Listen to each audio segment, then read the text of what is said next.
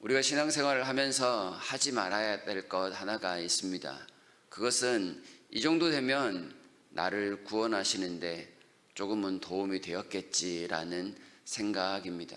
이것은 성경이 굉장히 싫어하는, 성경이 지지하지 않는 잘못된 생각입니다. 이건 한마디로 착각이라고 할 수 있습니다. 우리는 때로 우리 스스로의 행동을 합리화시키면서 나 정도 되니까 하나님이 구원하신 거야 라고 생각하지만 이건 하나님 앞에 매우 불경스러운 일이라는 사실입니다. 사람은 구원 앞에서 매우 무능력합니다. 아무것도 할 수 없습니다. 스스로를 구원할 수 있는 사람은 이 세상에 하나도 존재하지 않습니다. 구원에 긍정적인 영향을 끼칠 만한 아무런 행위가 우리에게 없다는 사실을 인정해야 합니다. 그래서 구원의 근거로 자기의 행위 어떤 것도 자랑할 수 있는 사람은 없습니다. 율법은 이러한 사실을 우리에게 명시하고 있습니다. 율법은 사람이 해야 할 당연한 선한 일, 그것을 나타내주고 있는데요. 19절 하반절에 보시면 이는 율법은 모든 입을 막고 온 세상으로 하나님의 심판 아래 있게 하려 함이라 말씀합니다. 사람이 할 일은 자기의 손으로 입을 막고 잠잠히 하나님의 심판을 두려워하는 것밖에 없습니다. 행위만을 생각하면 이럴 수밖에 없는 것이죠. 그럼에도 어떤 사람들은 자기의 선행을 자랑합니다. 하나님 앞에서 선행을 보였으니 구원받을 만한 충분함이 나에게 있다, 이런 태도입니다. 하지만 죄로 인한 심판과 선행은 전혀 별개의 문제입니다.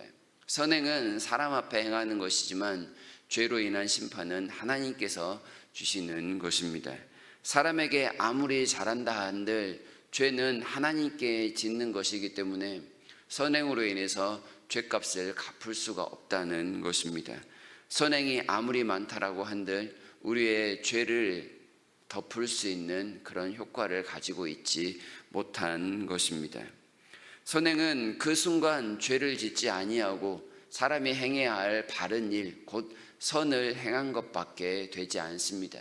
그 이전에 그리고 그 이후에 행하는 악한 일, 죄에 대해서는 별다른 영향력을 끼칠 수가 없다는 점을 우리가 인정해야 합니다. 그래서 율법은 우리가 구원에 있어서 얼마나 무능한지를 여전히 이야기합니다.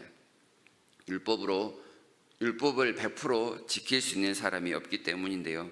20절에 그러므로 율법의 행위로는 그의 앞에 의롭다 하심을 얻을 육체가 없나니 율법으로는 죄를 깨달음이니라 말씀합니다.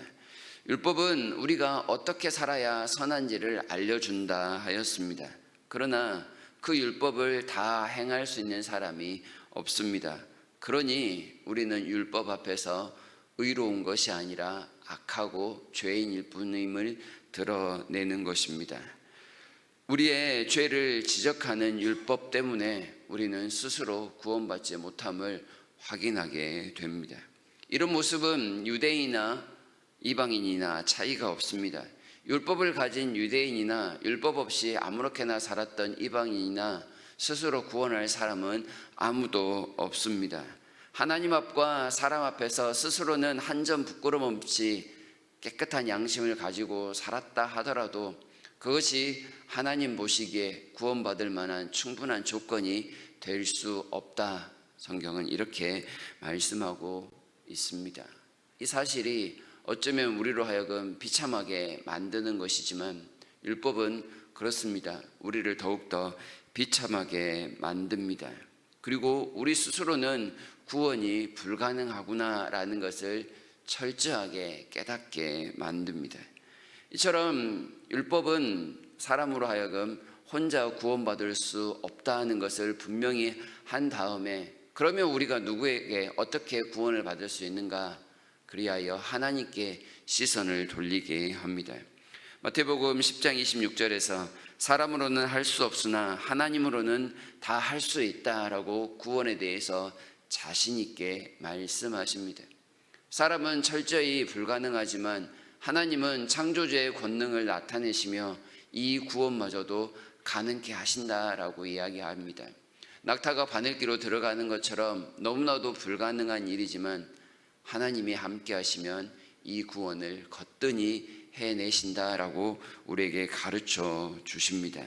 21절에 이제는 율법에 하나님의 한 의가 나타났으니 율법과 선지자들에게 증거를 받은 것이라 말씀합니다.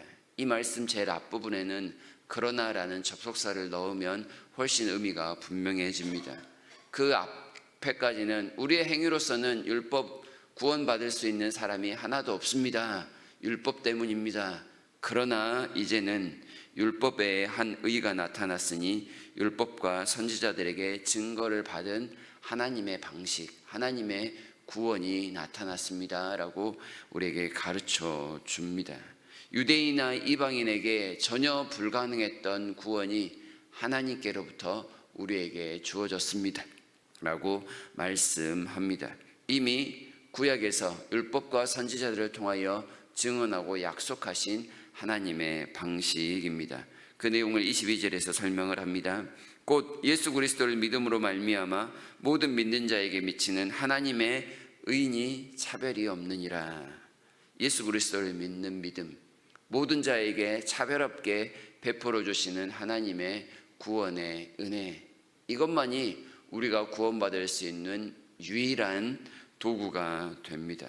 곧 예수 그리스도를 믿음으로 우리는 의롭다 하심을 받습니다. 이는 구원을 선물로 받는 것이지 우리가 스스로 쟁취할 수 있는 것이 결코 아닙니다.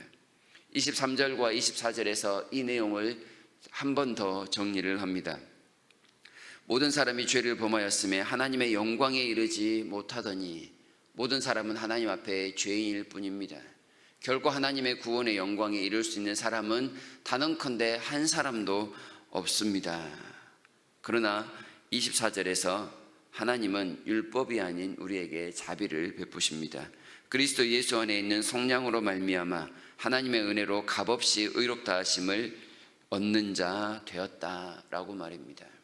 하나님 앞에서 자랑할 것은 우리의 선행이 결코 아닙니다.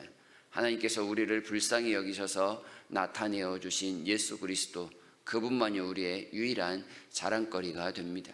그리고 그분을 믿음으로 우리가 무언가 경건해지고 나은 삶을 살아갈 수 있다면 그것은 구원의 은혜로 예수 그리스도의 인격을 닮아가는 과정에 있을 뿐이라고 말할 수 있을 것입니다.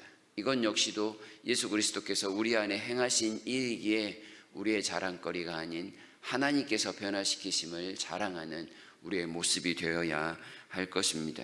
우리가 받은 구원은 선물입니다. 자랑은 오직 하나님께만 돌려드리는 그런 경건한 삶을 살아가는 것이 예배자의 합당한 삶일 것입니다. 우리 안에 이 구원의 은혜가 퇴색되거나 희미해지지 않도록 하나님 앞에 우리 자신을 겸손히 낮추는 훈련은 오늘도 감당해야 할 일일 것입니다. 그 일 중에 예배만큼 우리를 더욱더 겸손하게 낮추는 일은 없습니다. 예배를 통하여 우리를 구원하신 하나님의 은혜가 하늘로부터 곧장 주어진 선물임을 확인하는 시간이 되었으면 좋겠습니다. 그리고 예배를 통하여 하나님의 구원받은 자로서 어떻게 살아가야 할지를 한 번 더 다짐하는 모습이 필요할 것입니다. 구원받았으니 나보다 남을 더 낮게 여기고, 구원받았으니 하나님만을 자랑하고, 구원받았으니 이 은혜를 사람들에게 어떻게든 전하고야 말겠다라는 다짐으로 살아가는 하루가 되었으면 좋겠습니다. 하나님의 구원의 은혜가 오늘 우리의 삶을 더욱더 활기차고 생동감 있게 만들도록 하나님 앞에 기도하는 시간이 되었고, 이런 죄인을 살려주신 하나님의 은혜에 너무나도 감사한다라고 고백하는 이 새벽 시간이 되었으면 좋겠습니다. 이 은혜로 오늘 주일 하루를 넉넉히 시작하시는 우리 모두가 되기를 진심으로 바랍니다.